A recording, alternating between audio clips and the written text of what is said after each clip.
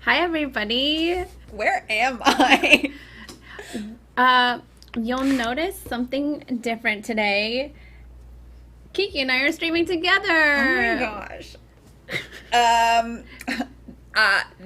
I'm usually behind the camera on this one. So, hi everybody. I'm in Elena's set today. We're hosting this show together because it's our third show of the week. So we said, let's do this one together. It's gonna be fun. If this is your first stream with us this week, it is Mission Unstoppable's Space Week. Friday's National Space Day, but we said, take a day, make it a week. We have so much content going on between our TikTok, our Instagram, here. We streamed Monday, we streamed yesterday, and today we're streaming again. We're streaming tomorrow, we're streaming Friday. We have stickers, and we're going to be choosing lucky people throughout to get this sticker pack. Gorgeous. Oh, and we have a magnet too. Yeah. It's just not here. Oh. So you could get a magnet too. And a tote bag. We just have lots of stuff we just want to give to everybody for watching our streams. Well, I guess, shall we get into introducing our guest? Sure. Okay.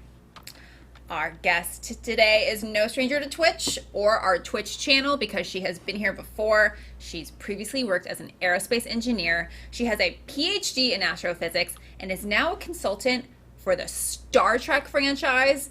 You might know her from her Twitch channel as Dr. Erin Mac, where she plays games. She holds Star Trek Sunday brunches. She's here with us today.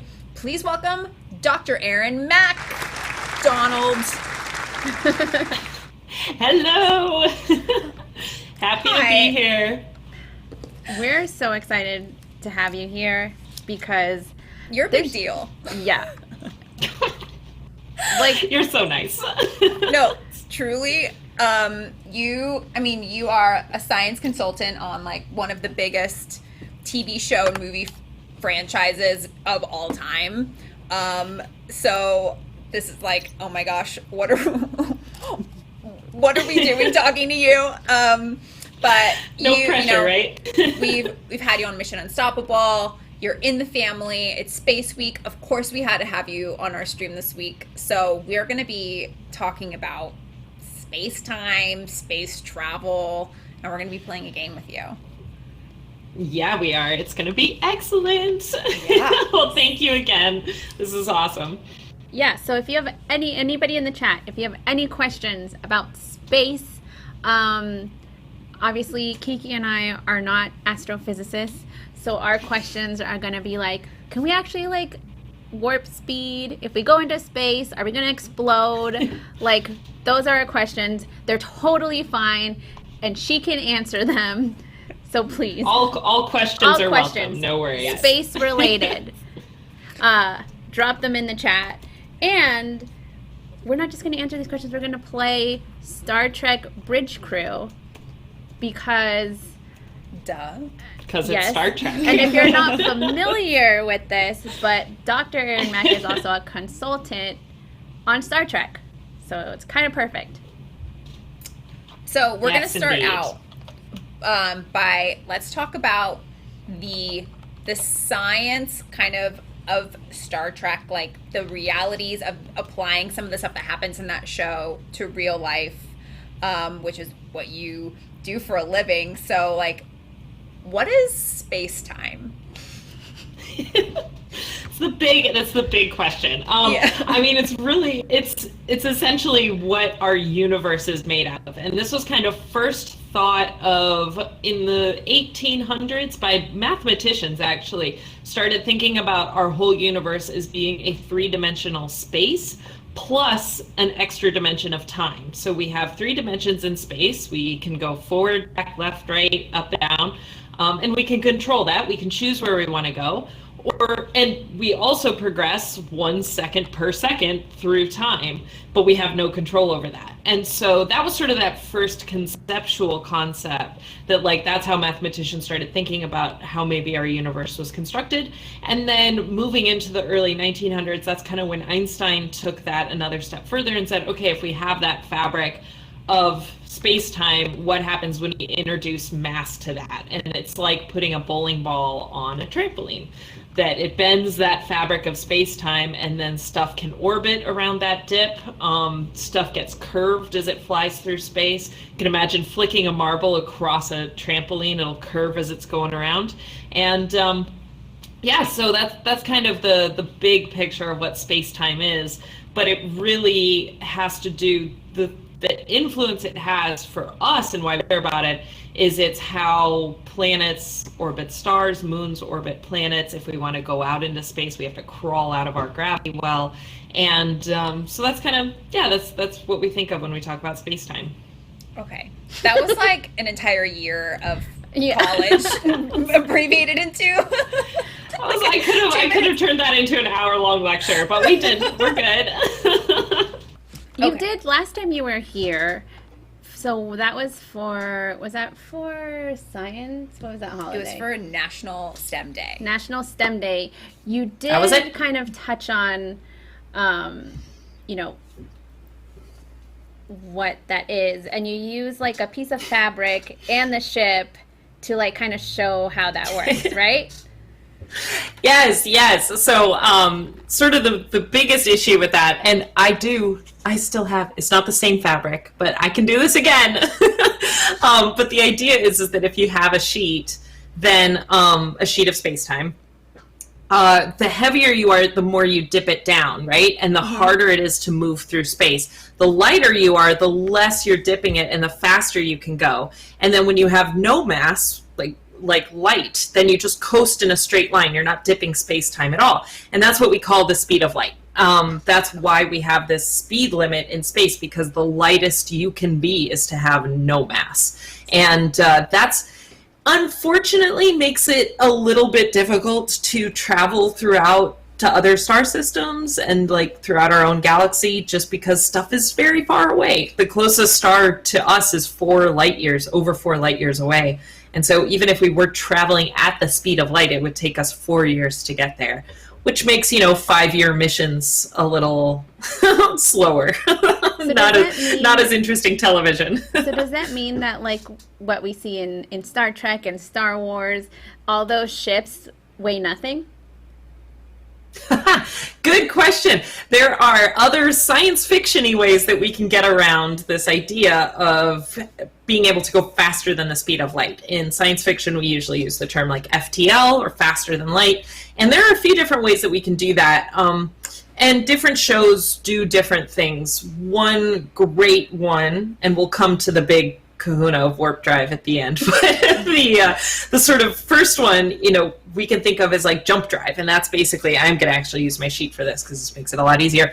If I'm on one end here and I want to go to this end, traveling that straight line is going to take a while. You can bend space-time and then make that jump and then unbend, and that's what we call a jump drive, and we see that in a few science fiction things. That's so that's one.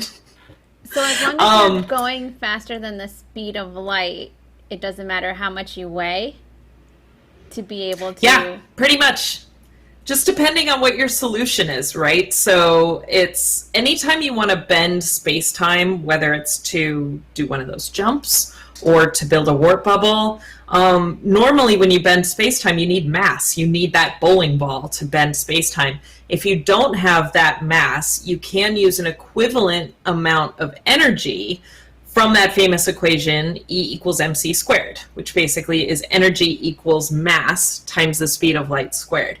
Now, a little bit of mass is a lot of energy, so it's a little bit scary, and we haven't really, in our current times, played around with that too much, but that's where the science fiction side figures out how to do that. So is that why they do all those like speed tests like in the desert where they're trying to break those land speed records or whatever they are? Is it to kind of like figure out how to get make that happen in space? That's a really good question. You know, a lot of propulsion technology is kind of what we use on Earth. And in order to go fast in space, we need to come up with different ways that we can go faster for cheaper. It's this whole idea about efficiency, right? That you want to use the least amount of fuel to go the fastest. And so the type of technology that we do here on Earth can lend into that. But the whole research into like actually building a faster than light drive, that's way, way, way in the future. We're not quite there yet, unfortunately. Do you want to go to space? If you had the chance, would you go? No, space is dark and scary. I'm surprised. I want to go. So I did apply to be an astronaut 1 year when they opened their applications because I qualified. And I just felt like, hey, I qualify to be an astronaut. Like, I have to at least apply for that. But honestly, like, until we get to the point that it's like the Federation and I can just walk around on a comfy spaceship and go to their space bar and, like, hang out, I'm just not quite there yet. So, yeah, I'll just watch it on my television and that's fine. That's awesome. I would go, I guess. So right now, like, with our current technology and knowledge, how fast are ships traveling in space right now? Yeah, one of the fastest ones we have is the Voyager spacecraft that has left our solar system. They're actually moving around 38,000 miles an hour. So we have a fast. ship that's left our solar system? I didn't know that. Did you know that? What are we doing out there? Voyager space probes, they've been going since the 70s. And again, that's like trying to think of how big space is and how far you have to travel. You can go 38,000 miles per hour and it's still going to take you 40 years to leave our solar system. So there's no people on it?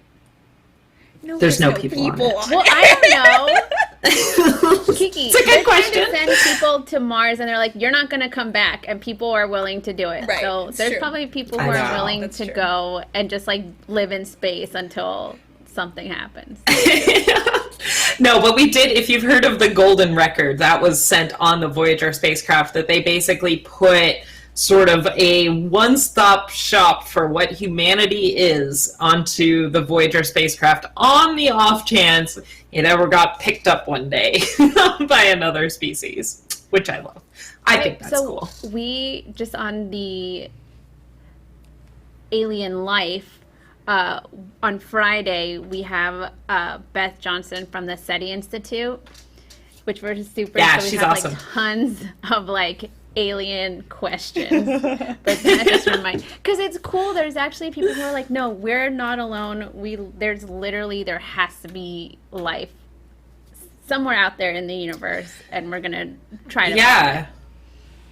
I mean, most scientists believe that there is life out there. It's that they haven't visited us. That's sort of like the differentiator there. But it's like the odds are just too good. There's too many stars out there for us to just be a fluke. There has to be at least some form of life out there. And there's lots of great studies into how many there could be and why, if there are, why haven't they visited us yet? I mean, I'm sure when you do an experiment and you're like the scientist behind the experiment, you're like a non-participant. So you don't mess with anything, you're just observing. So that's probably what's happening. They're just staying out of sight. They don't want to interrupt this experiment on Earth. And that's why we've never seen them. That is one of the explanations that people use. That's basically like, if you're so smart that you can travel through our galaxy to different star systems, the analogy I've heard is like, do you stop on the street to try to teach ants English? Like, you just don't. So, yeah, that's definitely one of the theories, which I love.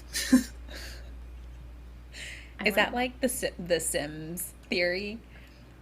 That we're just like a Oh, Earth is just that like we're a simulation. that we're in a The Sims. Oh, theory. that's a whole other. That we're living in a simulation. I heard Neil deGrasse Tyson like do a talk on that. Yeah. No, I thought when you said The Sims, That's theory, like- I thought you meant like, oh, we're actually like living in The Sims. We're too far off.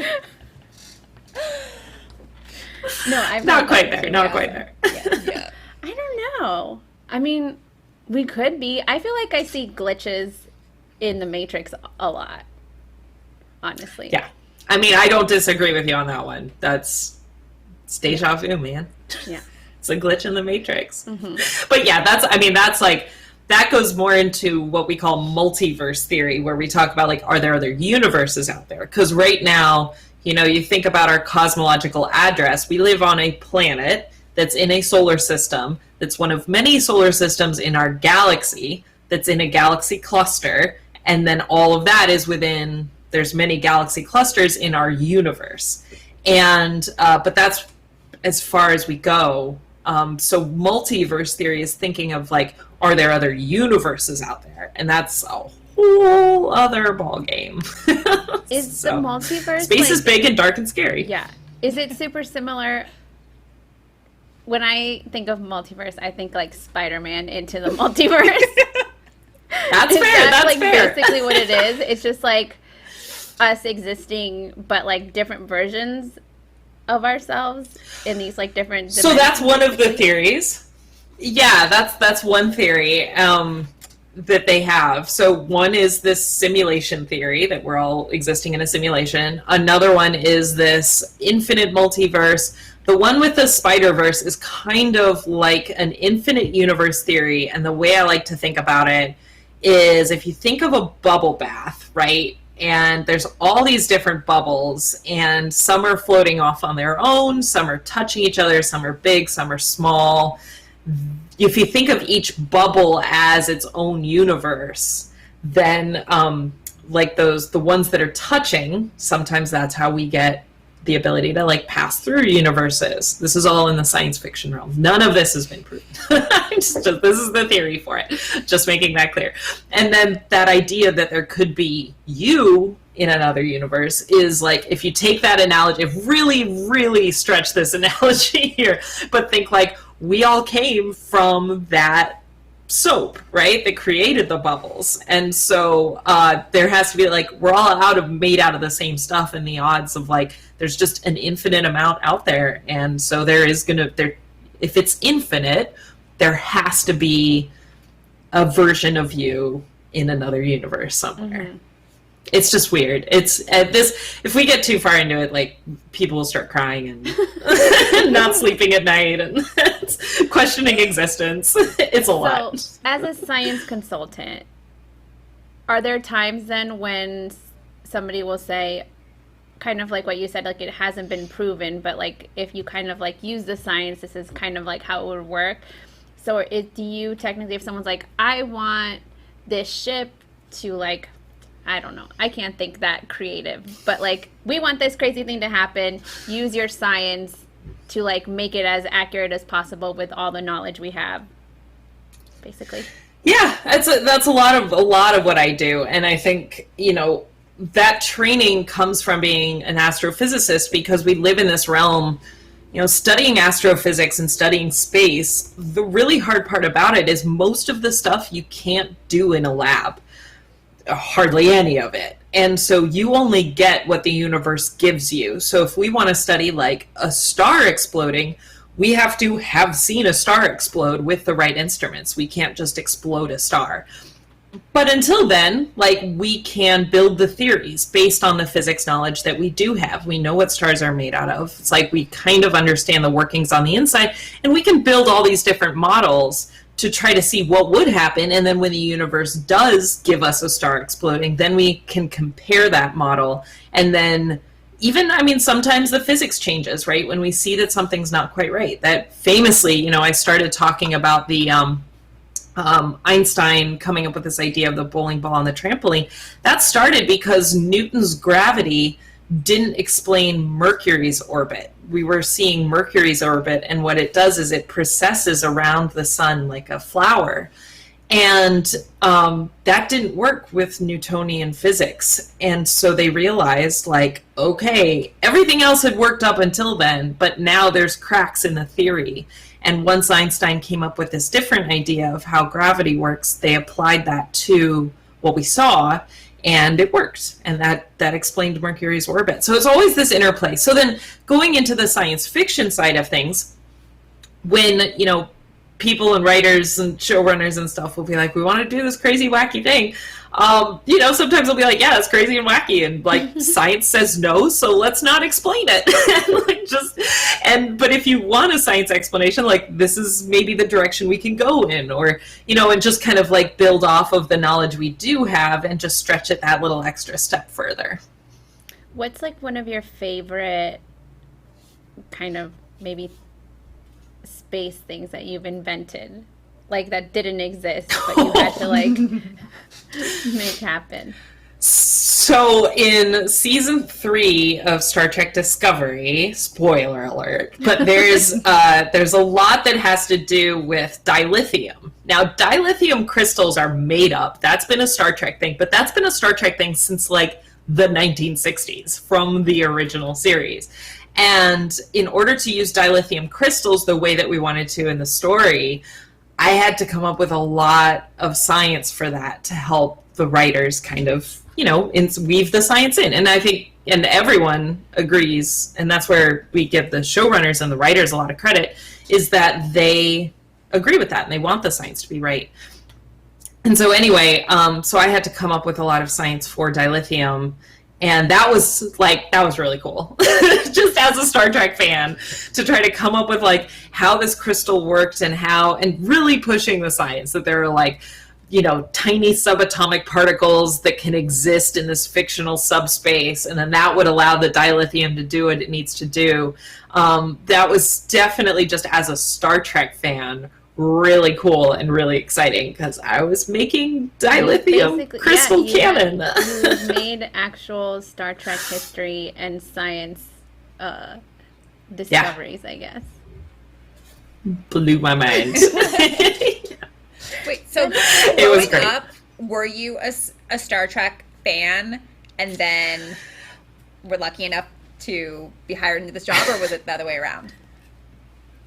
So I was actually a science fiction fan, but I did not discover Star Trek until college, and it's because there was a big intersection of physicists and Star Trek fans in that Venn diagram. That was a big overlap, and so they would watch a lot of Star Trek, and so I ended up watching it, fell in love with it. I mean, I got it as soon as I started watching it, and then, of course, I obsessively watched it all the way through college, all the way through graduate school, and then had that in the back of my mind that, like, oh my gosh, that people do consult on science fiction. You know, I'd read sort of books by Kevin Grazier about, you know, the science in Hollywood, and he worked on Battlestar Galactica.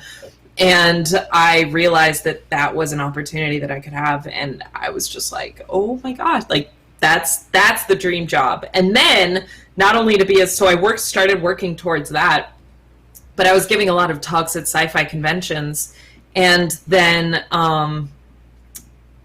I started to give Star Trek talks just as a fan, and I started, you know, and then CBS wanted me to come to their official Star Trek events, and then it just kind of cascaded from there. I mean, it was a lot of work, and it was a lot of years to kind of get to that point. But then, yeah, being the Star Trek consultant for, like, the Star Trek science consultant it's hard to think of where you go after that. So we shall see.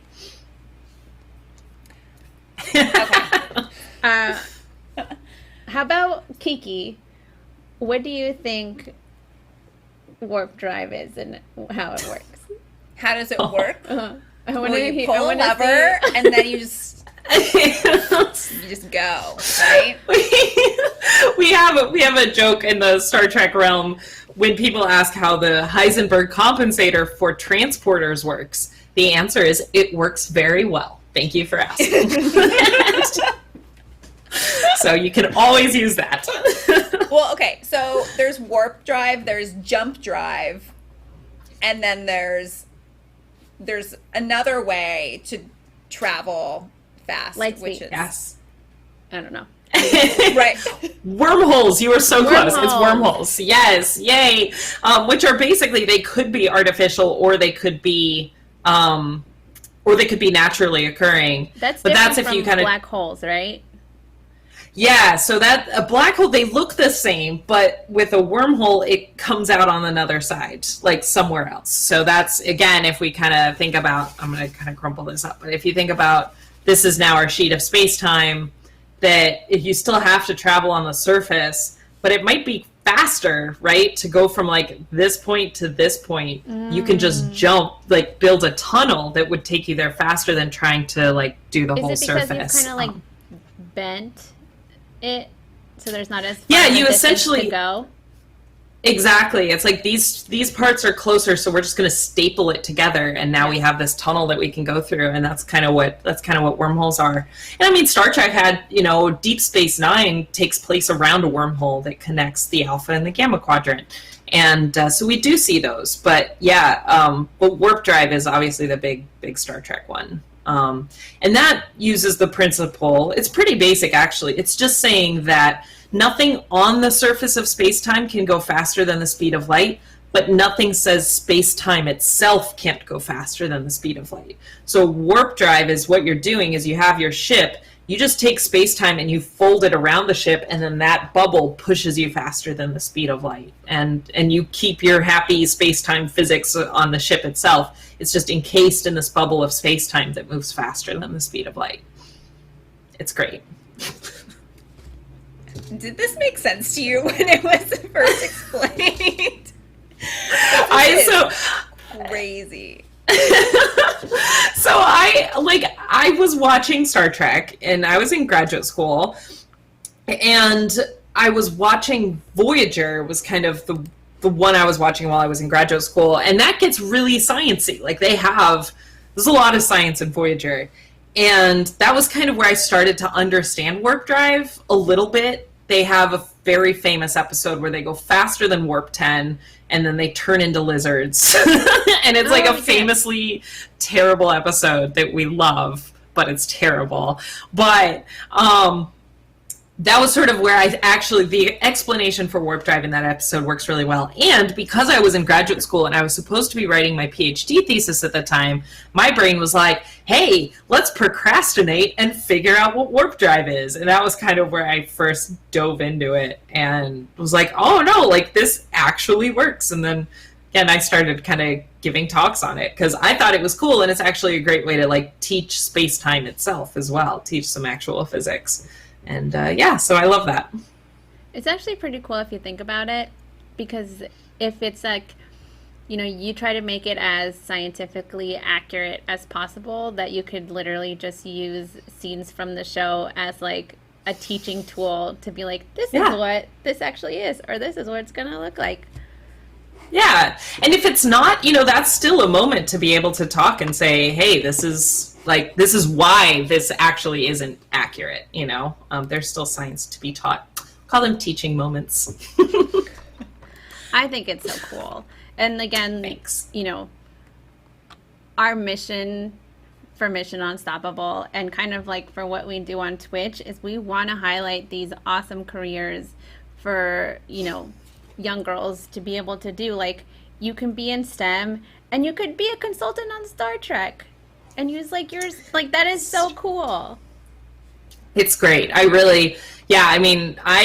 like to joke that I'm essentially a one woman career panel for a degree in astrophysics, because once I did research, right? I was a professional researcher after I got my PhD.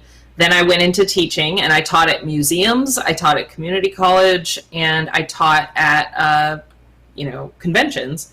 And then I got into aerospace engineering, and I worked as a technical advisor there, and now I work in the entertainment industry. And it's just great to have so many opportunities and to really find through that science where I can sort of find my own voice and my own path. And it's like, I ended up, because I always, even though I love science and I love STEM, I always loved creative stuff as well. And like working in industries, the entertainment industry was always a big dream of mine. And so now to be able to like use the science to have both of those and still be a scientist in that space is really special. And so I'm very proud of it. Well, we're very lucky to have you on our stream, and I just think it's so cool. You have the coolest job. I wish my brain could understand things like your brain. Because that is so... Whenever we have someone like you, or like we had Jessica Esquivel, she's a particle physicist, and she's like trying to explain all these things to us, and like, I forget what her name is, but she like makes quantum computers, and she's trying to like explain like quantum physics to us. Yeah. And we're just like, I feel like a big like underlying theme though that we've learned is that all these women say just because you don't understand it now doesn't mean that you're not going to understand it in the future. So you just have to continue working at it, and like you're probably going to fail many times, but don't stop. And if you are like passionate about it and you're like, this is what I want to do, just like keep going for it, you know? Absolutely. I mean, I will say that every time we have you on, I do understand traveling through space better. Yay. That's awesome. A question from Brad D44. How excited have you been with the Ingenuity flights on Mars? NASA talked of wanting to do similar flights on Titan as a future go. Oh, they've been so cool. The best thing with the Ingenuity flights, so they have essentially been flying a little helicopter around on Mars. And if that doesn't blow your mind, like it's just so cool. But the initial thing was like, the air, first of all, the air on Mars is incredibly thin. And I think it's easy for us to forget that because it looks like a desert, right? We see the sky, we see these pictures from Mars, and it looks like a desert. But like if I took a cup of water on that surface of Mars, it would just boil away. Like, not because it's hot, because there's no atmosphere holding it down. It's only 0.6% of what it is here on Earth. And that's like, when you make a little vacuum chamber at a museum or something, that vacuum that you've created there is about the same percentage. And so the idea that you could fly a helicopter, which still requires some amount of air pressure, and the way that they've designed it is so smart. And when they took it there, it really was just a test to see, like, in this environment, could we actually do this? And then they did, and it went up and it went back down, and everyone was like, yay!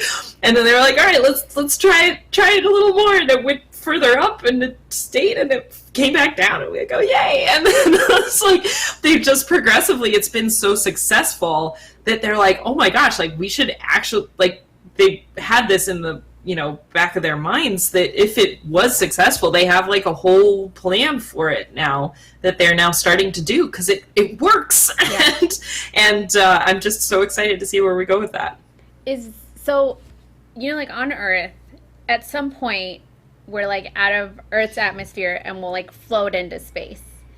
And there's like a certain distance that is. Is that the same on Mars, or is it like less distance where you have to be like extra careful that you don't fly that helicopter too high?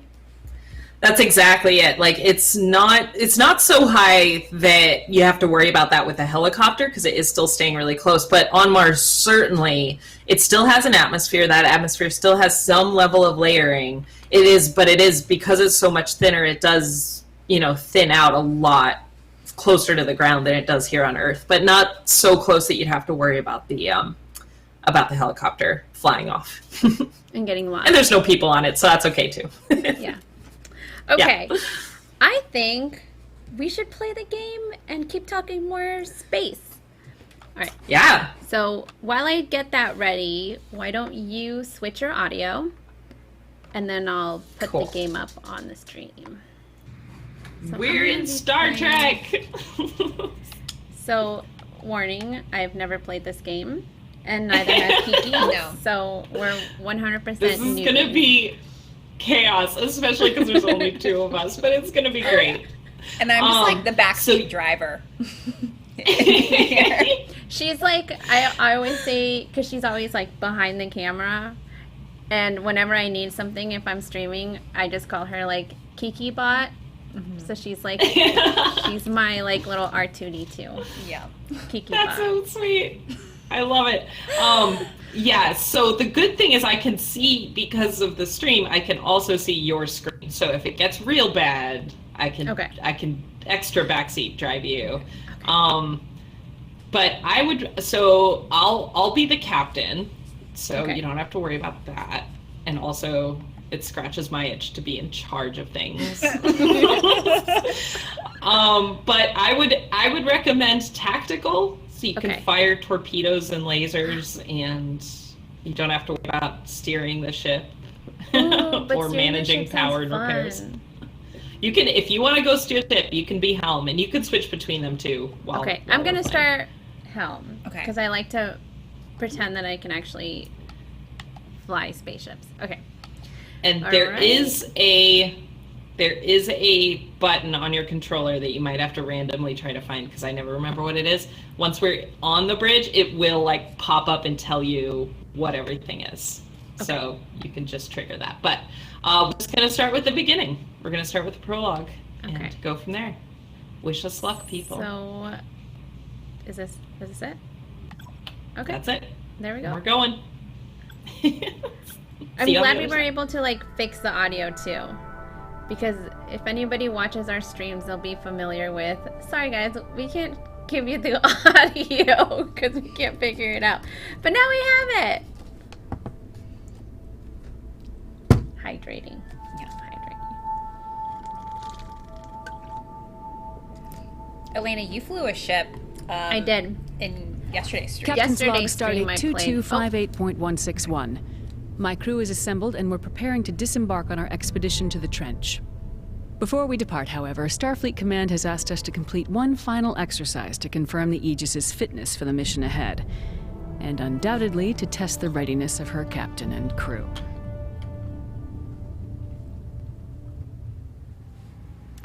Okay. We're on the bridge. OMG. Captain, we have a message incoming from Deep Space K7. So if you hit X, that'll show you, that'll hover over what everything is. Okay. Opening go. channel. Aegis, we have a freighter coming into dock, and we've I feel like I'm on a had Disneyland a little ride. trouble lately with smugglers trafficking invasive species. I'll On have your way Kiki out, I like think move it'd be my best chair for like everyone this. If you could just verify the ship isn't carrying any wildlife. Invasive species. It's like Florida. All right, so I tell you what our objectives are. So we have to scan Ragusa for smuggled wildlife. So I can pull up our map. And I think I'll just tell everyone what to do. It's fine. Okay. Hi, new target locked. Scanning. Right. So I see we have something targeted. And you can click on it to see what it is, I think. I don't think that did anything. Do I drive? You can move us closer if you want. Okay. I already don't know what's Transferring data to your panel. I am not detecting any unusual life forms aboard the freighter, Captain. I'll let K7 know the ship's clean. How do I move? Okay, so I think in front steering. of you, there's... I see. Yep, that's steering. And then where your left hand is okay. hovering, you can, like, move that up slightly. That little dot with the 4 zeros next to it that you were just on. Yeah, that one. There you go. Just don't run us into the space station. Okay, now we need to warp to Gamma Hydra to continue the patrol. Okay. So, I think you're gonna have to do that. So if you click that warp button that's glowing. your bottom 3. Oh, okay. Oh, I see. Yes, yes, yes, yes. And then pick that system. You can click on it. That glowing Gamma Hydra system. There you go. And then I'll tell engineering to prepare for warp. And now you have to steer our ship to line up with those things on the in front of us. So if you steer us to the left, you'll see it start to line up. Coils ready. Charge. If you go back to local. Where's that? Oh, okay, I see, see. Okay. That's And then it's showing you how we have to line up there.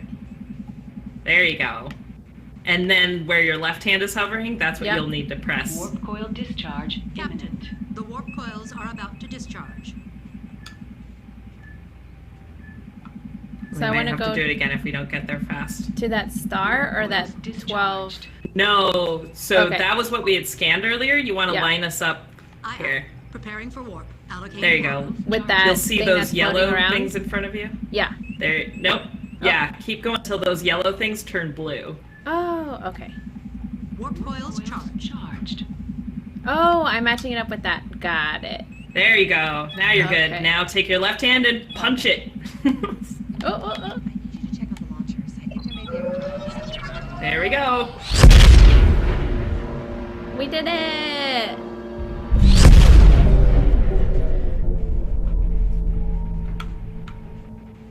All right. Oof, this place is a mess. All right. I'm waiting for I'm objectives. picking up a distress signal, Captain. Channel open. USS Aegis. My vessel has lost all power and our life support systems are nearly exhausted. We have a crew of 6. I request that you take us aboard your ship as soon as possible. Okay, so you're gonna want to. What you did earlier, not where your left hand is now, but the dots with the 3, 4 zeros. Oh, You want to move that forward, and we're gonna move closer to that target. Aye, Captain. Locking on target. Because we're gonna have to get closer to it and not hit any of this debris. and not hit anything. Yeah.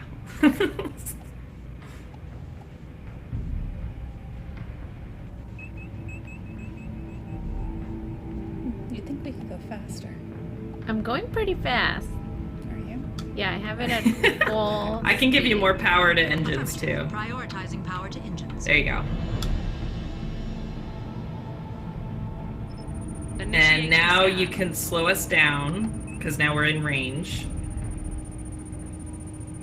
And then once we've scanned it all, which again, you can keep getting a little closer to it if you want. You just don't want to run into it.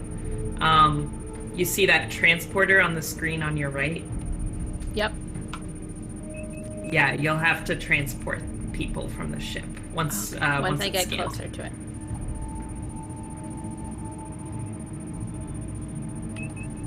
Brad D44 says, well played. Thanks, Brad. I am sending new data to your panel, Captain. Okay, now hit the transporter button. And you want to select on your screen the little yellow thing that's in front of our ship. Okay. I selected it. I should send a technician to the jet. And lock it? There you go. Yep.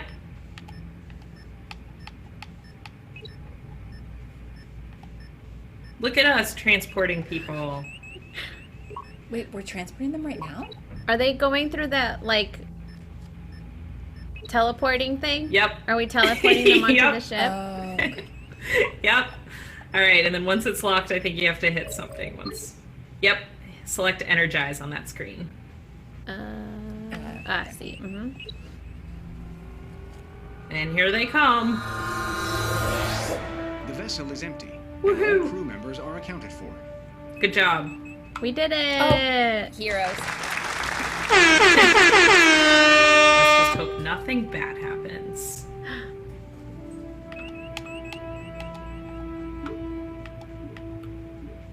We have a priority message incoming from Starfleet Command.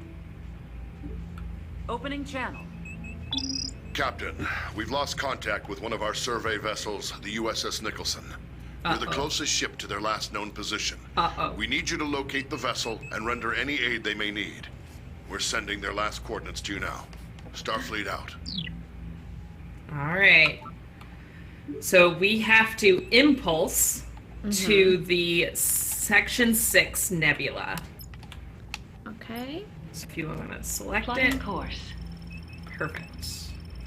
Yeah, I'm glad I chose driving, because driving is really Aye, fun. Captain. Diverting power for impulse. Good. Calculating travel vector.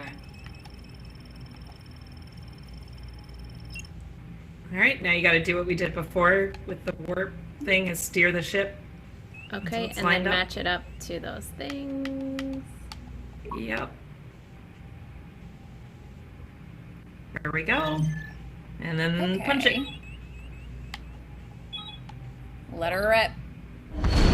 Woohoo! Good job. Now you can see us on the map we're traveling. Mm-hmm. What speed are we traveling at right now? It doesn't tell me how far away it is. Okay. But I guess that's light seconds. Are we going light speed? We're not. We're going at impulse, which is a fraction of light speed. Okay. So impulse doesn't require any sort of fancy Captain, I'm science detecting fiction gravitic stuff. mines in the area. Uh-oh. If we get too close, they'll be attracted to our hull, and the damage could be severe. We should keep our distance. All right, so you see those like little circle on your map under us? Yeah, that is an anomaly. The effectiveness of our sensors, Captain. We are, however, detecting pockets of plasma coolant. New target. They may provide clues as to the Nicholson's whereabouts. So if you... Okay. So you see that, that thing? We gotta follow that. Okay. And avoid the mines. Scan initiated. We can also try shooting the mines. Oh, do we have if that? we want some pew-pew, I could do it. Yeah. Okay. I can tell tactical. Oh. Engaging target. There we go. Where did All the right, thing go? so It disappeared. Oh, that was the mine. I shot it. Okay, got it. Yeah. Got it. So, can you head toward that? The one... Yeah, you're facing it. Perfect. All right, now go forward. Oh, you're going past it. Oh. I don't... It looks like I'm in front of it, no? Oh, it's Nope, that one that's over another there. mine. Got it. Yeah, that one we want to head towards. Aye. Target selected. I see it. Scanning. Cool. I will update your panel, Captain. All right, now keep going forward to plasma coolant B. Warning. Environmental hazard detected. And try not to run into any. Sensors are detecting a distress beacon, but it is not a Federation frequency. It looks like a civilian vessel needs assistance as well. All right. I'm picking up a signal on emergency frequencies. Aye. Updating On target. screen. Scanning target. Aegis, according to my engineer, our engines are locked in some sort of malfunction cycle. If we could temporarily override them, I think we can fix the problem. All right. Can you head toward plasma coolant B? Or C? Sorry. The one that's coming up right ahead of you. Okay. Just kind of, yeah. A little bit ahead to the left. Oh, to the left. Yeah, we already scanned that Access to your one. panel, Okay. Captain. Detected. And then, yeah, try to avoid cloud on your map. I'll shoot the mines. Yes, Captain. Targeting. Oh, I see it. Pew pew. That? Yep. Changing target. Ceasing fire. Yeah, don't shoot that. Understood. Targeting. Alright, Initiating perfect. scan. And then, do you see that yellow thing on the right of your map?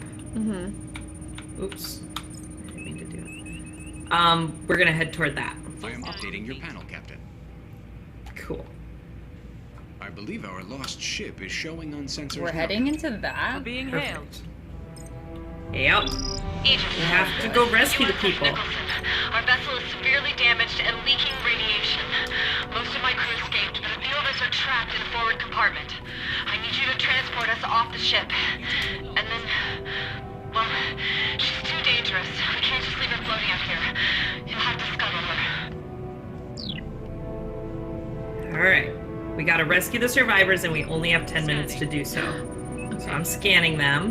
And if you want to stop moving, so we don't run into a mine, which I think is coming towards us right now. And then I have to go to impulse. Oh! No. Oh! I didn't see that. No, you're good. You're good. Oh, okay. Stay where you are. You're good. Because we need to transport the survivors from that ship. Okay. That we're right at Transfer right now. analysis to your panel, Captain. Okay, so can you select the ship on your Yeah, screen? I have it selected. Oh. Okay. Just like to target it. Okay, I see it now. Yeah. And then is it impulse? No. Nope. So go back to local and then on the map itself. Transporter? Yeah. I can't see if it's selected on yours. It is the selected, tactical but it says a tactical already... scan is required. Oh, did we? Hang on, that's the Beltane. Where I the see heck? something else that we haven't scanned that has like a... Oh, yeah, let's go there. That's it. Okay. Perfect. Well spotted. Sorry, my bad. Bring us about, Helm. Roger that. Updating target. Now I understand why you think space is a dark, scary place. A lot of people are having a lot of problems out here. Yeah, exactly. All right, and let's approach them full speed. We only have 8 minutes to save them. Okay. Is this 8 actual minutes or 8 pretend? 8 actual minutes. Okay. No, actual minutes. It's given me a timer. I hate timers in games. Okay. What are those like bubbles that are getting close to you? Scanning. So that was a plasma coolant, so I think we're okay. Am I close enough for you to scan it? Yes, Okay. you are. And then, yeah, that tactical scan required, that should disappear, and then you should be able to transport in 1 second. Transferring data to your Okay, panel, there we go. Captain. There you go.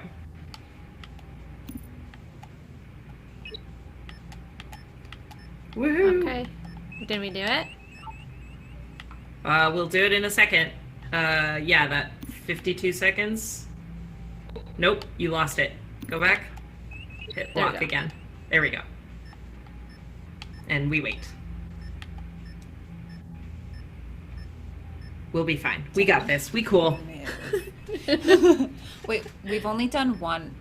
Oh no, we're 1 of 6 of this transport. It's locking on got each of the people. Yeah, because there's Okay. 6 people we have to rescue. Okay, so and we it can did only it. do 6 at a time. Conveniently. Well, we have to energize them once it's locked and bring them. That's when you get the whole like doo-doo-doo-doo.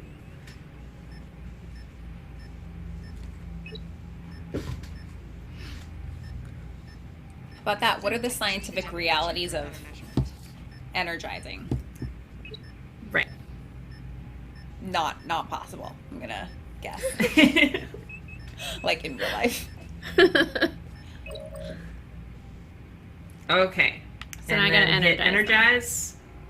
Perfect. Woohoo! All We right. did it. Now, can you turn us around and head back to that Beltane, but stay a little far away? Okay.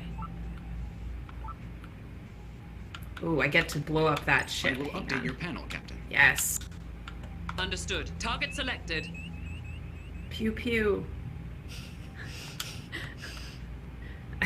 Yes, Captain. Arming torpedoes. I hope we're not too far enough away. I think we're still okay. Okay, I see it. Yeah, can you hang out right here? This is Yep. perfect. Aye. Targeting. I wonder if you could have played it on a laptop, so you could. Can you do actually another spin us around? Yes. Sorry. Firing. Oh. Yeah, there we go. Okay. We're good, we're good. You don't need to turn us around. I had to destroy the other ship. Alright, now we're good. Okay, so now I'm Thanks. gonna go to this Aye, aye. Disengaging. area Yep, over here. and now we'll Okay. head toward that. Perfect. Warning. That was a What ship. was that? It It was from the explosion? Yeah. All right, now I gotta do stuff. Can you get us to about 10 kilometers away? Sure. And I gotta figure out how to do this.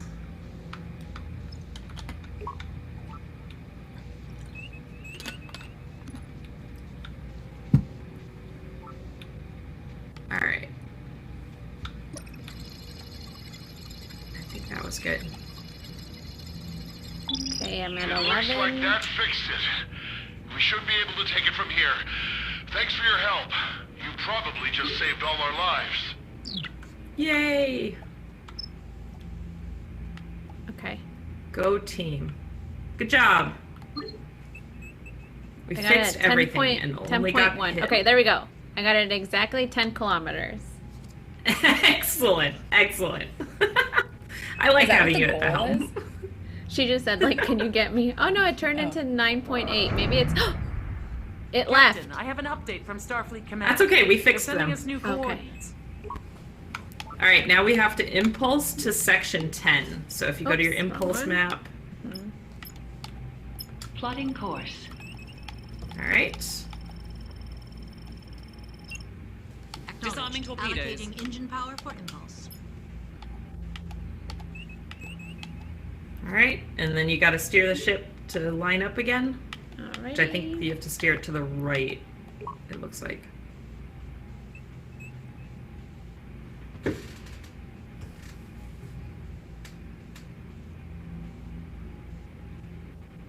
We had to like turn all the way around. There we go. Okay. Boom! Let's go!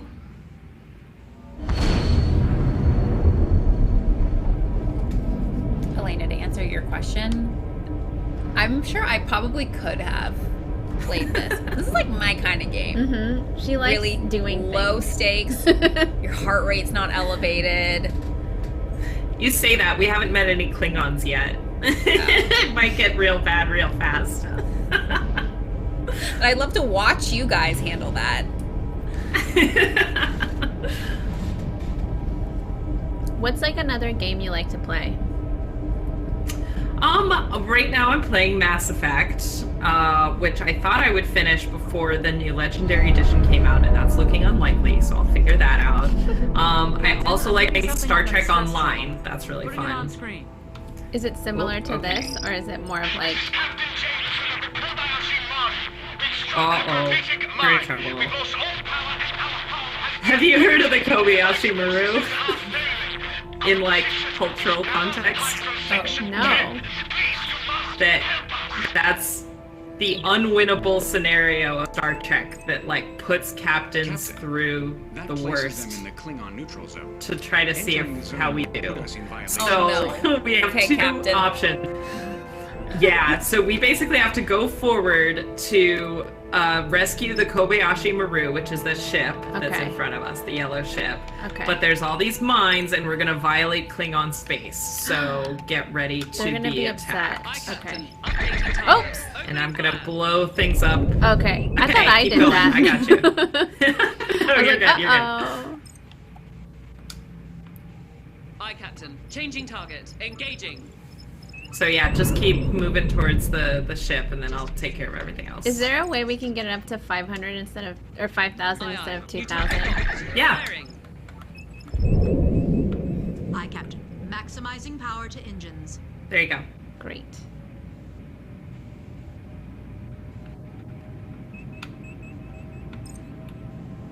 Because they're still, they're still a ways away. We're approaching the Klingon neutral zone, Captain. I know. It stresses me out because I don't like breaking rules, and then the Klingons are going to be mad at me. Same.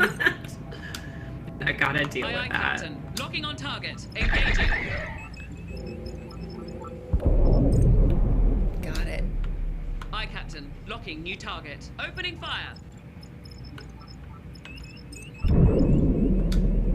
Alright, got one it. more. Target selected. Sorry, Klingons. Alright.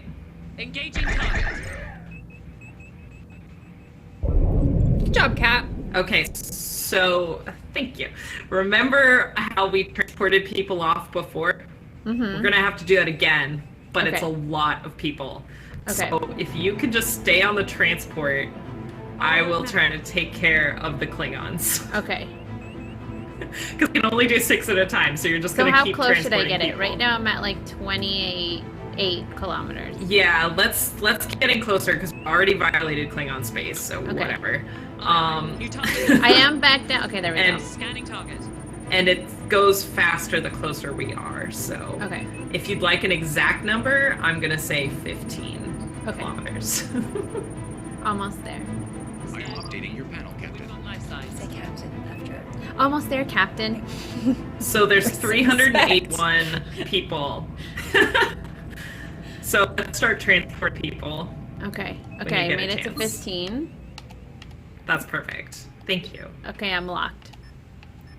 All right, now it's going to be 6 at a time. And I'm just going to hope we can get people off before the Klingons show up. Sensors are showing waveforms consistent with recent What are the cloaking little activity. things that are like... There's like 6 chambers, and they're kind of like getting filled up? Are those the pods? So, yeah, those are like with the places where they're standing. So then can... And no one here. Decloaking. Of course. All right. I've got a new contact. Should I steer? Understood. Locking. New Okay, you can target. see it. Firing. No, you're good. You can just keep doing what you're doing. Just get ready to energize the people. Okay. We're almost to 6. Oh Shields no! raised. Oh, there you go. Okay. Get ready. Oh, did it restart it? No. It did, yeah, it did. That was my bad. All right. Keep. Great. We're Changing good. target. Oh, no. And I can't Yeah, no, that's the lock correct on. Because our shields are up. So Oh, I need no. to get our shields down. There we go. Hang on. We get shields down. Hostile destroyed. There we go. All right. Dropping shields. Okay. Now you're good. We were so close! We were It was so literally close. on That the was not my last bad. one. 2 seconds left. I know. It's fine. We blew up the Klingon ship. We're good. Aye. Repairs underway. So when you're working on, like Star Trek, do you get to go on set and make sure that they're following the science that Phaser you are fire like, control this is the restored. science you gotta use? Phaser array restored. Yeah. It's That's so pretty cool. fun. Engines fully restored. Engines restored. 10 seconds to get 6 out of 381 people. Okay. aboard. 6 seconds. 6 seconds. All right, I won't put our shields up. We're good. 1. Okay. We're showing on their sensors. Energize. It's going. Done. Perfect. All right, shields are going up, and we're gonna fight the Klingons. Okay. Do I have to steer or anything? Can you move us a little closer Sure. so we can get them within our pew range? Aye, Captain. Updating target. Firing. All right, that's good. That's perfect. Thanks.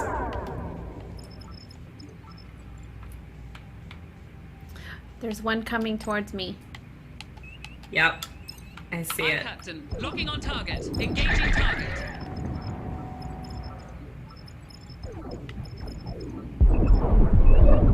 Now it's firing at us. Shield emitters restored. Uh-oh. Come on, we can do it. Take it down. Shields at 50%. Hostile retreating. There's a second ship. Yep. Aye, targeting. Firing. Enemy vessel is retreating. Are they though? No, I don't believe it. Do we trust the Klingons? Roger that. Target selected. Engaging. All right, that'll do it. Okay, and there's still one more. Yep. Hostile vessel destroyed. You got Yeah. it. Changing target. Opening This is fire. deeply satisfying. Hostile ship decloaking. Oh no, there's 2 more. Oh no! Hostile contacts. I mean, we're literally just gonna be here. Doing this. Alright. Do you think if we take the shield down, since they're like closer to the other ship, they're not coming towards me yet? Oh, now they are. What? What happened? Did we die? We died? Oh no! We didn't make it. All right, can you guys hear me in the talk? Yeah. I can okay. Hear you. So they basically destroyed the Kobayashi Maru. Was what happened. So we lost all the people. I really thought but it was we were a going to do good it. try. I really thought we were going to I thought we were too. But we did not terrible. But the point is, I mean, this is the lesson that they teach all the Starfleet captains is that you fail the Kobayashi Maru and you learn to lose. It's a no-win solution. Unless you're Kirk and you cheat, but we don't cheat. So, we don't cheat. No. You said that really convincingly, Elena. Like, we don't cheat. I would never do that. But yeah, that's so that's the Kobayashi Maru, and that's our Star Trek adventure. Well, that was awesome. Fun. We did good otherwise. We did good. We did pretty well. Hooray! Thanks for playing with me. That was so fun. I want to play it again, and I think we'll get Kiki to also download it, and then we could have 3 people doing different. That's pretty good. Yeah, I'm already interested in being the engineer. Okay, that's good. You balance power. Yeah. And you balance repairs. So you just have to. It's like being the project manager. You're just like, that's all right, what I was born for. fixing? I don't want to pew. I don't want to steer anything. Just give me like some math. Okay. That's awesome. Cool. Well, thank you. I'm sorry we died, but that was going to happen. I really thought we were going to do it. I thought we were going to do it.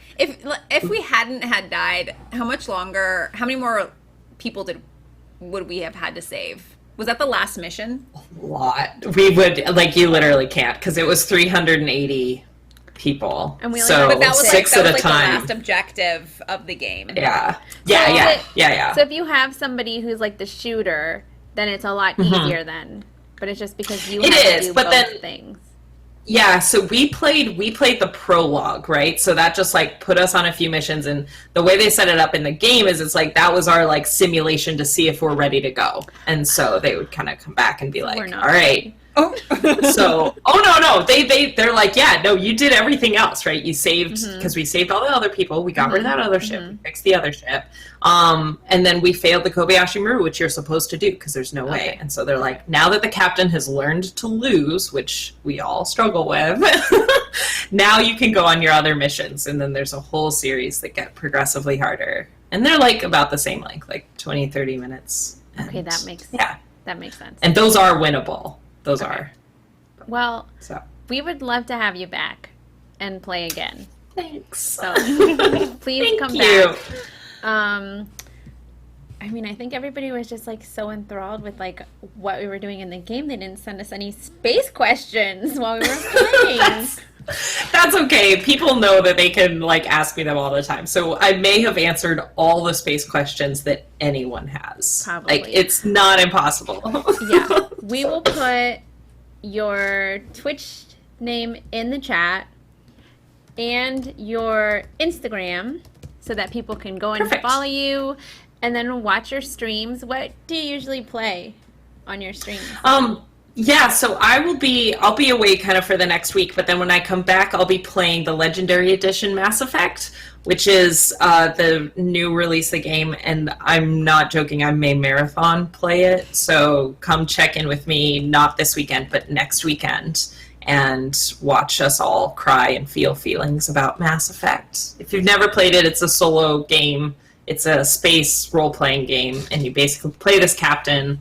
I have a thing. I like playing space captains, and it's a trilogy of games. And this re-release that's coming out, the original Mass Effect came out in the early, mid 2000s, so it's long overdue for a graphics update and mechanics update. So it's going to be really, really fun. Have you seen or like played Returnal yet? Or do you know what No, that is? I haven't. No, I haven't. Okay.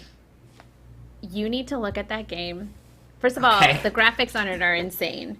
And it's basically like Bloodborne style, where if you die, you have to go back to the very beginning. So if you like that sort of feeling, then you'll like Returnal. When I'm in the mood, then I can do that, but I've got to be in the mood for it. She's an astronaut who crashes, like her ship crashes, and then there's just like different like aliens, and just like it's just a beautiful looking game. I haven't gone far enough in it, but since you like games that are like in space, I think you should totally check it out. Excellent. Yeah, there are some really fun ones. I played Galactic Imperium. That was another one too, where it's like you crash land on a planet and then you have to like get all your material and build your spaceship and stuff. And I mean, I just like space. That's how I roll. Not enough to actually travel there, just to play it in video games. Yeah, and yesterday we played Outer Wilds, so that's another one you can check out, which is actually really cool. Been on my list for so long, so I'm glad you mentioned. I'll just keep moving it up there and catch it on a sale and play it. But yeah, thank you. That was really fun, though. I appreciate that. Yes, please come back whenever you want. For sure. Awesome. Well, thank you for having me, and I will catch you all again soon. And thank you, Twitch family. All right. Have a good one. Day on Friday. Wait, you don't follow CBS Unstoppable on YouTube? How will you know when new videos drop? You better go subscribe before you miss a crazy STEM moment, like me walking a shark or making a black hole in my backyard.